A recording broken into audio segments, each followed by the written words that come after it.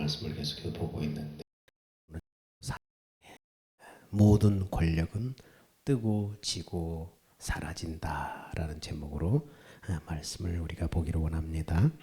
옛날에 한 왕이 부와 권력을 가지고 아주 교만하게 살고 있었습니다.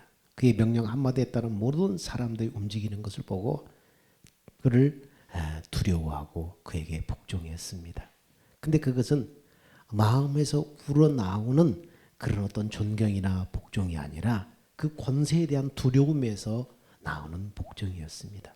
그럴수록 왕은 날마다 자신의 부와 권력에 대해서 집착하면서 그것이 언제까지 영원할 것이라고 그는 생각하고 있었습니다. 그런데 어느 날 왕은 길을 가다가 한 농부를 만나게 됩니다.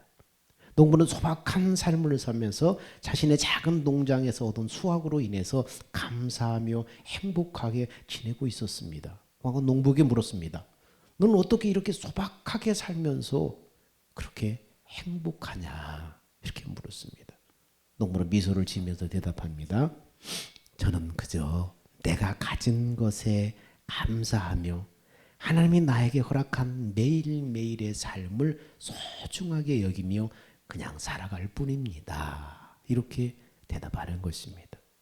왕은 자기는 모든 것을 다 가졌는데 마음에 채워지지 않는 이 마음에 없는 이 행복감이 저렇게 단촐하고 검소하고 소박한 삶을 살아가는 농부가 행복해하다니, 나는 부와 권력을 다 가졌는데 내 마음속엔 이 채워지지 않는 이 공허함이 있는데 저 농부는 어떻게 저렇게 왕의 눈에 봤을 때는 정말로 초라한 저러한 삶을 살면서 어떻게 만족할 수 있는가 고민하게 됩니다. 그래서 왕은 깨닫습니다. 행복은 부와 권력에서 나오는 게 아니고 감사하는 마음과 평범한 삶에서 온다는 사실을 깨닫게 됩니다. 그 후에 왕은 권력이 영원하지 않다는 것을 깨닫고 하나님 앞에 그리고 주어진 환경에 겸손하게 살아가게 됐다는 그런 얘기입니다. 그렇습니다. 진정한 행복은 여러분 거창한 게 아니에요. 소박함에서 그리고 일상에 감사함에서 나오는 것입니다. 하나님은 우리에게 뭐라고 시편에 말합니까? 너는 행복자로다. 네가 앞으로 행복할 것이 아니라 예수 믿는 하나님의 자녀들에게 뭐라고 선포합니까? 너는 행복자로다. 이미 행복이 우리 안에 주어졌다는 거예요. 우리가 그것을 발견하지 못하고 더 많이 계속해서 탐욕을 부리니까 이미 내 손에 주어진 행복을 누리지 못하는 거예요. 그것을 감사하지 못한다는 것입니다. 여러분, 소박함과 어떻게 감사함으로 살아갈 수 있습니까? 내 손에 움켜진 탐욕, 부와 권력에 대한 집착, 물질에 대한 집착, 이것을 내려놓을 때에 일상이 이미 내게 주어진 것이 소중하게 보이는 거예요. 우리는 지금 내가 가진 것이 얼마나 소중하고 얼마나 감사한지 그것을 모르고 탐욕 때문에 더 위를 내다보며 나 자신을 초라하게 보는 것입니다. 그런데 어떻습니까? 우리보다 못한 많은 사람들은 이 일상의 평범함과 감사함과 이 누림, 이것을 목표로 달려오는 사람들이 너무나 많이 있다는 거예요. 근데 이미 주어진 이것을 볼 수 있는 눈이 없는 거예요. 높은 데만 쳐다보니까 감사가 없는 거예요. 누림이 없는 것입니다. 하나님의 은혜를 깨닫고 부와 권세에 대한 탐욕과 집착을 내려옴으로 오늘 여러분에게 진정한 이 평화가 임하기를 축원합니다. 우리 이번 장에서 참된 지혜가 무엇인가 다시 한번 우리가 생각할 것이고, 요셉과 모세와 다윗 얘기를 통해서 인생의 참된 위로자, 성경이 가리키는 참된 위로자를 우리가 발견하게 될 것입니다. 솔로몬은 솔로몬은 두 종류의 인생을 우리한테 소개하고 있습니다. 13절에 보니까 뭐랍니까? 읽어볼까요? 시작. 가난하여도 지혜로운 소년은 늙고 둔하여 간암을 받을 줄 모르는 왕보다 나으니라. 가난해도 지혜로운 젊은이는 늙고 둔해서 경고를 받을 줄 모르는 왕보다 낫다. 두 종류의 지금 인생을 소개합니다. 가난하고 지혜로운 젊은이, 늙고 둔한 왕, 이렇게 지금 얘기하고 있습니다. 왕은 어떤 사람입니까? 권력과 부귀를 다 가진 사람입니다. 그런데 젊은이보다 못하다는 평가를 받고 있습니다. 이유가 뭡니까? 경고를 받을 줄 모르기 때문이다. 다른 사람의 말에 귀를 기울일 줄 모르기 때문이다. 고독과 아집만 남아서 다른 사람의 직언을 받아들이지 못한다는 거예요. 여러분, 늙으면 철든다는 말이 있지요. 근데 새빨간 거짓말이에요. 늙으면요, 고집과 아집, 고집, 아집, 고독, 이것만 남아요. 왜 그럴까요? 자신이 알고 있고 자기가 살아온 인생이 전부라고 생각하기 때문에, 그래서 다른 사람에 대해서, 말에 대해서 귀를 닫아버려요. 들으려고 하지 않는 거예요. 내가 살아왔고 내가 경험하고 내가 알고 있는 것이 최고라고 생각하고 다른 사람에 대해서 귀를 닫아버리기 때문입니다. 자리가 올라갈수록 더합니다. 부가 쌓일수록 더욱 그렇습니다. 오늘 여러분, 왕과 대조적인 젊은이는 어떤 사람입니까? 가난하고 지혜로운 젊은이인데, 모든 것을 다 가진 왕과 가난한 젊은이가 아주 극적인 대비를 이루고 있는데, 그렇다고 여러분 가난 자체를 찬양하는 게 아니에요. 그게 초점은 뭡니까? 물질에 있고 없음이 아니라 가진 것이 많아도 마음이 가난한 사람을 지금 말하는 거예요. 마음이 가난한 사람. 무슨 마음이 가난하다는 게 뭐예요? 자신도 누군가의 도움이 필요하다는 것을 아는 사람. 내가 최고야, 내가 알고 있는 게 최고야 아니라 다 필요 없어, 내가 최고야, 자기만 주장하는 것이 아니라 자신도 누군가의 도움이 간절하다는 것을 아는 사람. 그래서 예수님은 복음서에 뭐라고 그랬어요? 심령이 가난한 자는 복이 있나니 천국이 저희 것임이라. 마음이 가난한 사람이 복이 있나니. 여러분, 그렇게 말하고 있습니다. 젊은이의 또 다른 특징은 뭡니까? 지혜롭다는 거예요. 여기서 지혜를 상징하는 대표적인 인물이 누구입니까? 성경 속에 솔로몬을 우리가 지혜의 대표로 쏟고 있잖아요. 솔로몬은 왕이 되고 나서 하나님 앞에 지혜를 달라고 기도했잖아요. 여기서 지혜라는 원 뜻은 무슨냐면 잘 듣는 마음이라는 뜻입니다. 지혜의 원어의 뜻은 잘 듣는 마음.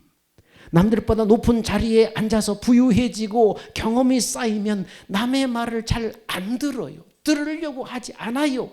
갈수록 다른 사람의 말을 들으려고 하지 않고 고집과 아집, 그리고 고독이 남습니다. 계속해서 이렇게 들으려고 하지 않고 나이가 많아지고 자리가 올라가고 높은 자리에 올라가고 부가 쌓여갈수록 어떻습니까? 자기 자아로 충만해져 다른 사람의 말을 들으려고 하지 않아요. 그러다 보니까 어떻게 고집과 아집이 남고 고독해져요. 자꾸 자기만 주장하고 자기 위주로 살아가니까 고독해지는 것입니다. 여러분, 잘 듣는 지혜자가 되기를 축원합니다. 우리가 주방 설거지 할 때 주방 세제 좀 쓰지 말고, 그렇죠, 몇 번 얘기했는데 안 들어 또. 그 주방 세제 여러분, 그 편리성은 정말 누가 말하기 않아도 너무 편하지요. 옛날에 이 세제 나오지 않았더니 어떻게 우리 어머님 세대는 살았는지 몰라요. 아무리 기름진 것이라도 다 씻겨 나가요. 근데 그렇게 사용하는 주방 세제는 아무리 잘 씻어내도 잔류 세제가 남게 돼요. 여러분, 세제로 금방금방 기름기 착착 되고 뽀드득뽀드득 소리 나니까 다 여러분 닦인 것 같죠? 10번 정도 헹궈야 90% 정도 세제가 없어지고 10% 정도는 남아있대요. 아무리 뽀드득뽀드득 소리가 나도 잔류 세제가 남아있다는 거예요. 그것을 우리는 어떻게, 거기다 국 담아 먹고 밥 담아 먹고 음식 담아 먹잖아요. 세제를 결국은 묻혀서 우리가 먹게 되는 거예요. 그런데 어떤 사람이 그걸 연구해 봤는데, 그것을 어떤 분이 연구를 했는데, 한 사람이 1년에 소주 한 컵 정도의 주방 세제를 먹는다는 거예요. 우리가 일상 속에 섭취하는 세제로 맨날 설거지하고 그릇 씻고 거기다 묻혀서 먹는 세제가 1년에 소주잔 하나 정도 주방 세제를 들이킨다는 것입니다.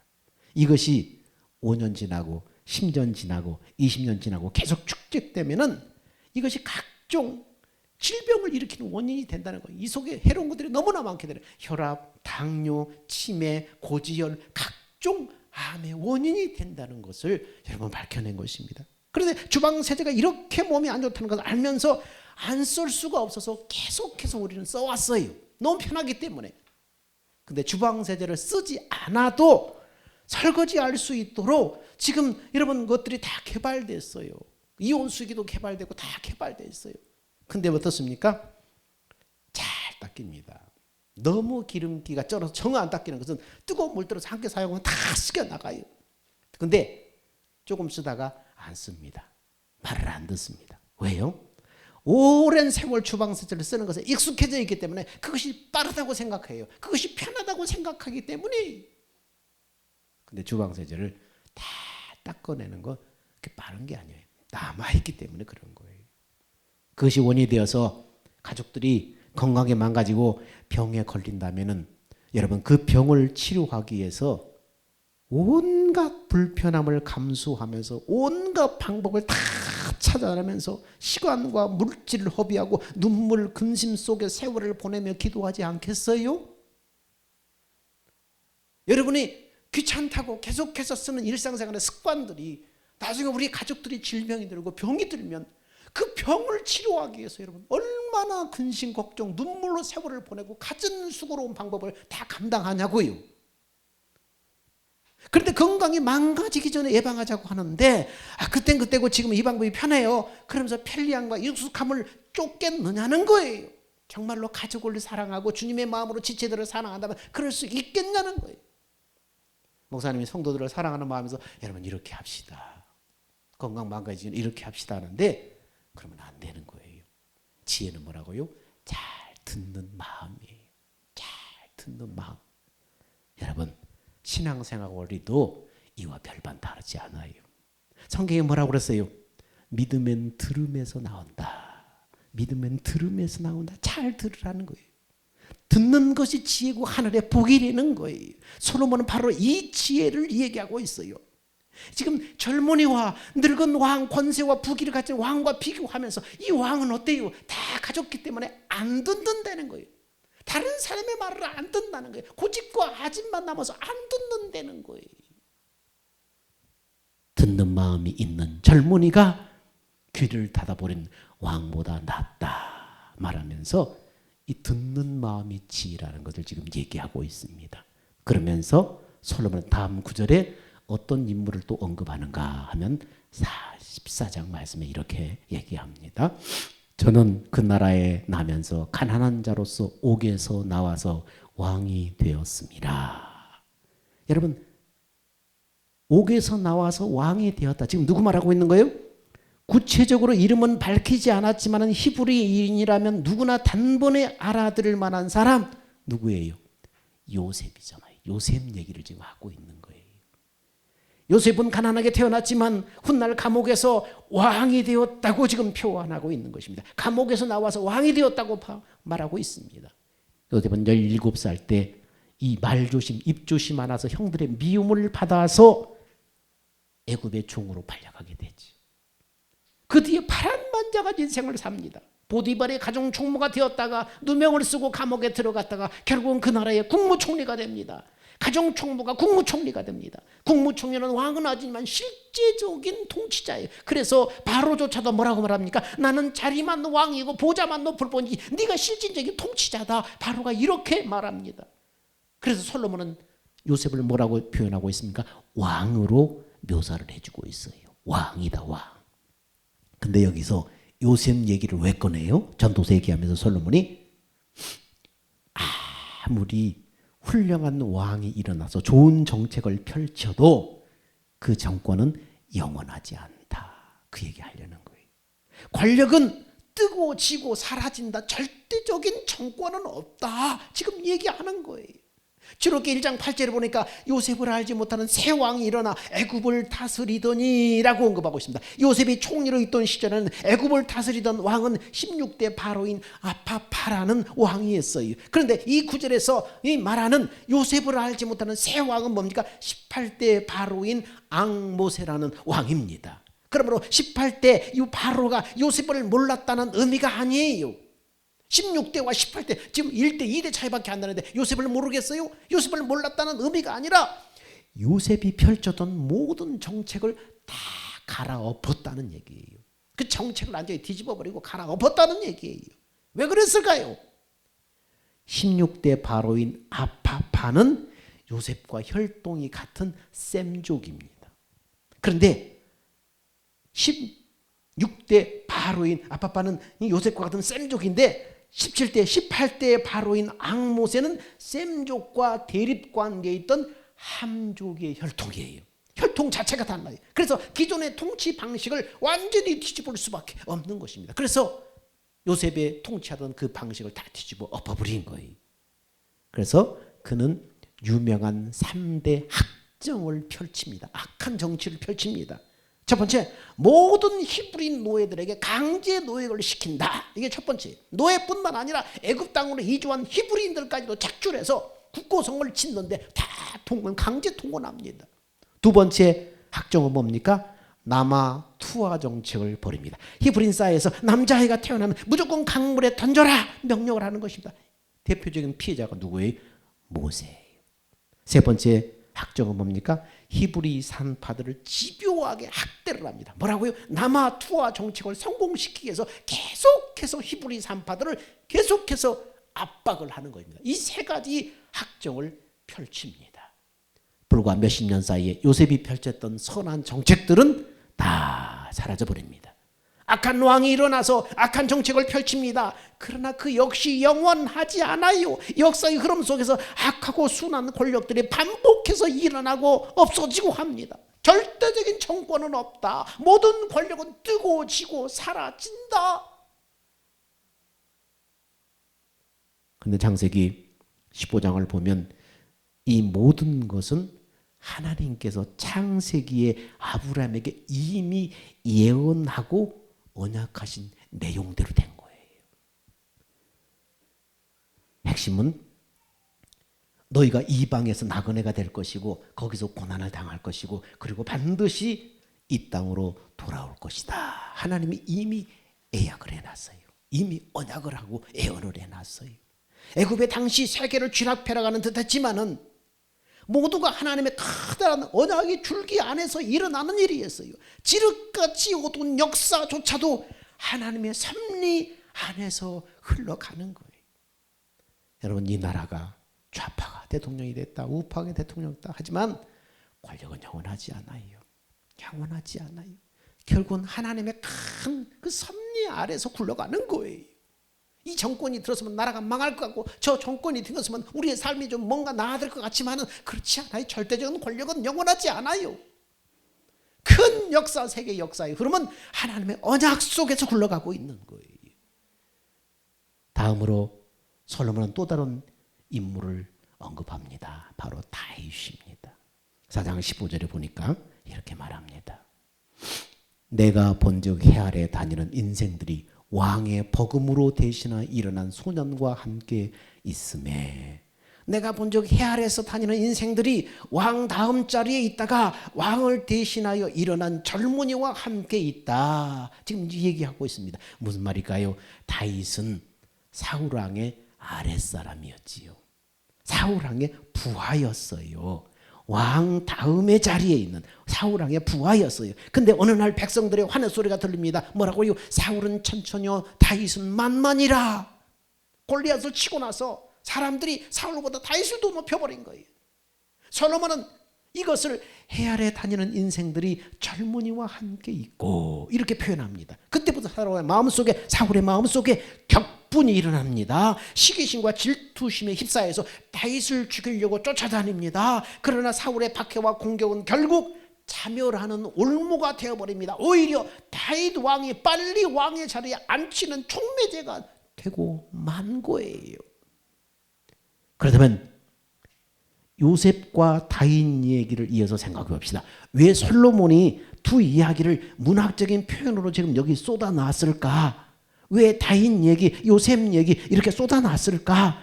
여기는 뜻밖에도 인간을 구원하시려는 하나님의 구속사적인 의미가 여기에 숨겨져 있는 것입니다. 요셉이 좋은 정치를 펼치다가 악한 왕이 일어나서 히브리인들을 박해했습니다. 모세가 강물에 던져졌습니다. 모세는 훗날 가나안을 바라보면서 마지막으로 이런 예언을 합니다. 뭐라고 예언합니까? 자, 시작. 내 하나님 여호와께서 너희 중 네 형제 중에서 나와 같은 선지자 하나를 너를 위하여 일으키리니 너희는 그를 들을지니라. 나와 같은 선지자 하나를 일으키리니 하나님의 후대에 너희는 그 말을 들을지어다. 모세와 같은 선지자 하나를 일으키겠다. 여러분, 훗날 신약시대 이 말씀이 어떻게 성취돼요? 요한복음 6장 14절에 이렇게 성취됩니다. 자, 시작. 그 사람들이 예수의 행하신 이 표적을 보고 말하되 이는 참으로 세상에 오실 그 선지자다. 그 선지자. 모세가 말했던 그 선지자다. 그분을 말하는 거예요. 그 선지자다. 사람들이 예수 그리스도를 보고 감탄하며 말합니다. 아, 모세의 글을 통해서 예언되었던 바로 그 선지자구나. 모세의 글은 바로 예수 그리스도를 가리켜 말씀하고 있는 거예요. 그분이 바로 누구를 통해서 왔다고요? 다윗의 자손을 통해서 오신 거예요. 그래서 솔로몬이 요셉, 모세, 다윗 얘기를 지금 한 것입니다. 권력은 영원하지 않다. 모세가 예언했고, 그리고 다윗의 후손을 통해서 바로 모세가 예언한 그 선지자가, 그 예수 그리스도가 오실 것이다. 지금 그 얘기를 하고 있는 것입니다. 모세 예언을 통해서 놓치지 말아야 될 것은 뭡니까? 너희는 그의 말을 들을지어다. 그의 말을 들을지어다. 왜 젊은 소녀와 왕 얘기를 했어요? 듣는 마음, 잘 듣는 마음이 지혜다. 지금 그 얘기를 하고 있는 거예요. 너희는 그의 말을 들을지어다. 들으면서 믿음에서 난다고 그랬어요. 그 들음은 그리스도의 말씀으로 말미암는다고 그랬어요. 이것은 지적인 깨달음을 말하는 게 아니에요. 잘 듣는 마음이 복된 마음이다. 지금 얘기하는 것입니다. 복음서에 이것을 뭐라고 말했어요? 착하고 좋은 마음. 착하고 좋은 마음. 산상수훈에서 뭐라고 그랬어요? 심령이 가난한 마음. 이걸 지금 얘기하는 것입니다. 예수 그리스도의 말씀을 들을 줄 알아야 이게 복이고 여기에 구원이 되는 거예요. 그러면 어떻게 예수 그리스도의 말씀을 들을 수 있는가? 요한복음은 이것을 우리에게 이렇게 말씀하고 있습니다. 시작. 내 양은 내 음성을 들으며 나는 저희를 알며 저희는 나를 따르느니라. 하나님의 약속의 복음을 잘 듣고 깨달아서 믿음으로 예수를 영접한 사람 안에 주님이 하나님의 영이신 성령으로 그 사람 마음 가운데 임하십니다. 내 안에 임하신 성령으로 오신 그 주님의 음성을 들어야 참된 지혜가 생기는 거예요. 세상 만물의 창조주이고 우리 구원자이신 예수 그리스도, 그분이 바로 지혜예요. 그분의 입에서 나오는 말씀이 진짜 지혜다. 내 영혼을 살리고 우리를 살게 하는 참 지혜다. 지금 그 얘기하는 것입니다. 여러분, 솔로몬 사장에서 자신조차도 백성의 온전한 왕, 온전한 위로자가 되지 못한다고 솔로몬은 고백을 했습니다. 권력은 흥했다, 망했다 합니다. 어떤 권력도 영원한 것은 없다. 어떤 권력자도 백성에게 진정한 위로자가 되어주지 못한다. 지금 그 얘기를 하는 것입니다. 그래서 전도서 4장 16절에 뭐라고 하는가? 자, 이렇게 얘기합니다. 시작. 저의 치리를 받는 백성들이 무수히 많을지라도 후에 오는 자들은 저를 기뻐하지 아니하리니 이것도 헛되어 바람을 잡으려는 것이로다. 후에 오는 자들도 그를 기뻐하지 아니하느니, 기뻐하지 않는다는 것은 뭡니까? 참된 위로가 안 되었다는 거예요. 진정한 위로자가 아니라는 거예요. 아무리 한 시대를 풍미하는 권력자라고 해도 사람들에게 평안과 참된 위로를 주지 못한다는 거예요. 권력이 흥했다 망했다 하는 그 흐름 속에서 우리의 초점은 그래서 어디로 향해야 돼요? 누가 정권을 잡냐, 누가 권세를 잡냐, 누가 대통령이 되냐, 여기에 우리의 초점이 있는 것이 아니고 우리의 초점은 어디로 향해야 돼요? 믿음의 주요 온전 계시는 예수 그리스도. 솔로몬이 그렇게 지목했던 예수 그리스도, 바울 얘기를 통해서, 요셉 얘기를 통해서, 모셈 얘기를 통해서 우리에게 가르쳐주고 있는 바로 예수 그리스도, 그분이 진정한 너희의 위로자다. 이렇게 말하고 있는 것입니다. 여러분, 전도서 4장을 시작하는 큰 질문을 기억하십시오. 권력과 부귀와 정점에 서 있던 솔로몬이 이 세상에 위로자가 없다고 한탄했습니다. 결국 마지막 4장에 우리의 초점을 누구에게로 향하게 합니까? 예수 그리스도. 모세가 말하는 그 선지자, 신약시대에 바로 사람들이 경탄했던 그 선지자 예수 그리스도로 향하게 하는 것입니다. 모세의 예언을 통해서 다윗의 자손으로 이 땅에 오신 예수 그리스도의 말로 진정한 왕이다. 그분만이 영원한 위로를 주시는 분이다. 우리에게 예수 그리스도를 가르쳐주고 있는 것입니다. 여러분, 전도서 4장 전체를 그냥 읽으면은 여러분 인생의 허무주의, 염세주의와 같아요. 흥하고 패하는 권력의 무상함을 얘기하는 것 같아요. 그러나 그 속에서 우리의 눈은 예수 그리스도를 바라볼 수 있어야 돼요. 그리스도만이 우리에게 유일한 희망이기 때문입니다. 지금 처한 우리의 환경이 반복해서 뜨거워지는 권력처럼 무료하고 답답하고 암울할 수 있습니다. 그럴 때일수록 우리의 참된 위로자이신 예수 그리스도를 바라봐야 합니다. 믿음의 주여 나를 온전케 하시는 예수 그리스도의 시선을 고정해야 됩니다. 그분이 내 안에 오셔서 나의 생명과 나의 주가 되셨어요. 그분에게 시선을 고정해야 돼요. 그분을 알지 못하면, 세상에 알지 못하면 평안과 위로가 임하지 않아요. 세상에 모든 환경을 뛰어넘는 위로와 평강이 어디에서 오는 거예요? 내 안에 오신 예수 그리스도, 모세가 예언했던 예수 그리스도, 그 예언을 따라서 신약시대에 오셔서 사람들이 알아봤던 그 선지자 예수 그리스도, 그분이 나를 위해 죽으시고 부활하셔서 바로 내 안에 오셨어요. 내 안에 오신 그분께 시선을 고정할 때에 그분이 세상에 알지 못하는 평안과 위로를 우리에게 주신다고 했어요. 내가 너에게 평안을 주노니 곧 세상이 알지 못하는 평안이다, 그렇게 말하고 있습니다. 여러분, 복음성가에 어떤 찬양했지요? 평안을 너에게 주노라. 우리 찬양 한번 해볼까요? 평안을 너에게 주노라, 세상이 알 수 없는 평화. 이 찬양, 평안을 너에게 주노라, 세상이 알 수도 없는 평화.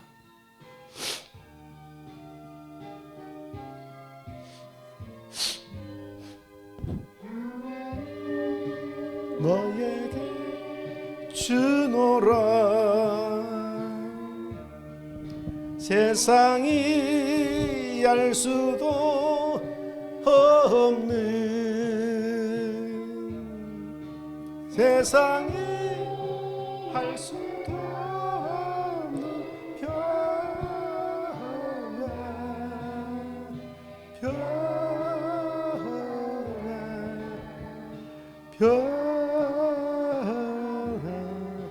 평안을 내게 주노라. 평안을 너에게 주노라, 세상이 줄 수도 없는, 세상의 권력과 부귀, 세상의 어느 정권, 어느 권력을 가진 자가 우리에게 이 평안 못 준다는 거예요. 이 위로자가 되지 못한다는 거예요.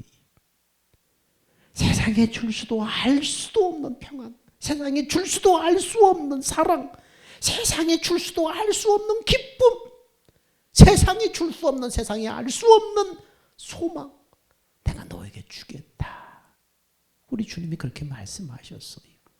세상의 것 있다가 없어져요. 없다가 있어지고 있다가 없어지고 반복되어 사라지고 말아요. 영원하지 않아요. 여기 이것을 의지하지 말아야 돼요. 사랑하는 여러분, 지혜는 듣는 마음입니다. 여기에 생명과 구원이 있어요. 모든 권력은 뜨고지고 사라집니다. 한 시대를 풍미했던 권력자라고도 백성에게 진정한 위로자가 되어주지 못했습니다. 뜨고지는 권력의 무상함 속에 설렁은 우리의 초점을 예수 그리스도로 향하도록 합니다. 유일한 소망은 예수 그리스도입니다. 그분이 영원한 위로를 우리에게 주시는 분입니다. 그분의 말씀을 사모하고 잘 듣는 마음이 주님이 주시는 은혜이고 복입니다. 어떻게 해요? 나의 죽음을 인정하고 내 안에 신 예수 그리스도를 바라봐야 됩니다. 육신의 생명으로 나를 보고 내 주변 환경과 상황을 보고 듣고 생각하는 행동들, 이것 내려놓아야 돼요. 복음의 약속대로 영원한 생명으로 내 안에 오신 예수 그리스도를 바라볼 때에 진정한 위로와 소망이 되시는 주님의 마음을 듣는 바로 복된 여러분들이 다 되시기를 주 이름으로 축원합니다. 사랑과 은혜가 풍성하신 아버지 하나님, 은혜와 사랑을 감사합니다. 우리의 환경, 우리의 주변, 세상을 볼 때에 권력이 뜨거워지고 사라진다는 것을 알지 못하고 그것이 영원할 것처럼 사람들은 길길이 날뜁니다. 하나님, 우리는 세상의 권력의 허무함, 세상의 부귀영화의 허무함, 그것에 의존하는 사람이 아니라, 그것이 우리의 위로와 평안을 주는 것이 아니라 진정한 위로자, 진정한 평안과 소망을 주는 분, 바로 예수 그리스도임을 직시할 수 있도록 하나님 우리를 이끌어 주옵소서. 오늘 솔로몬이 그렇게 말했던 참된 위로자 예수 그리스도를 믿음으로 바라봅니다. 하나님, 나의 생명과 마음이 되신 예수 그리스도가 나의 진정한 위로와 소망이 되게 하여 주옵소서. 그분만을 붙잡고 이 혼란한 이 시대를 믿음으로 흔연히 살아갈 수 있는 사랑하는 성도들 다 되게 하여 주옵소서. 우리의 생명 되신 예수님의 이름으로 기도하옵나이다. 아멘. 다 기립하셔서 주하게 맞춰서 주님 다시 오실 때까지 찬양 드리겠습니다.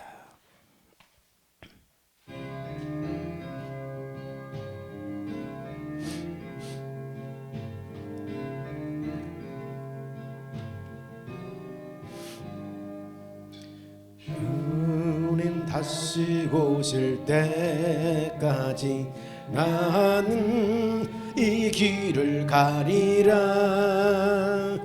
좁은 문 좁은 길 나의 십자가 지고 나의 가는 이 길 끝에서 나는 주님을 보리라. 영광의 내 주님 나를 맞아 주시리. 주님 다시 오실 때까지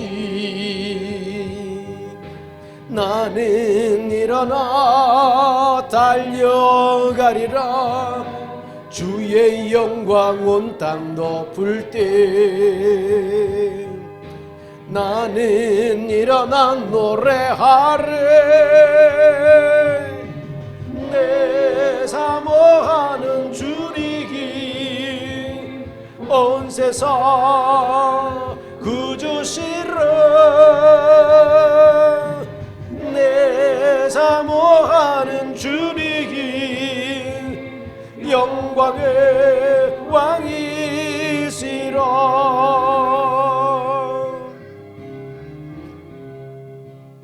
주님 다시 오실 때까지 나는 이 길을 가리라. 좁은 문 좁은 길 나의 십자가 지고 나의 가는 이 길 끝에서 나는 주님을 보리라. 영광의 내 주님 나를 맞아 주시리. 주님 다시 오실 때까지 나는 일어나 달려가리라. 주의 영광 온 땅 덮을 때 나는 일어나 노래하리. 내 사모하는 주님이 온 세상 구주시라. 내 사모하는 주의 영광의 왕이시라. 내 사모하는 주님이 온 세상 구주시라. 내 사모하는 주님이 영광의 왕이시라.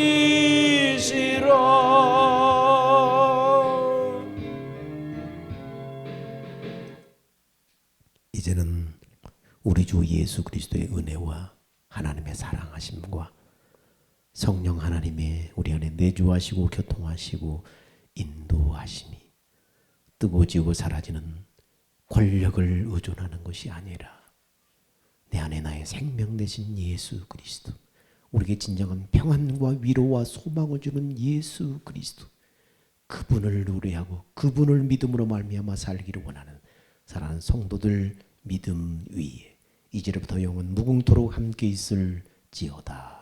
아멘.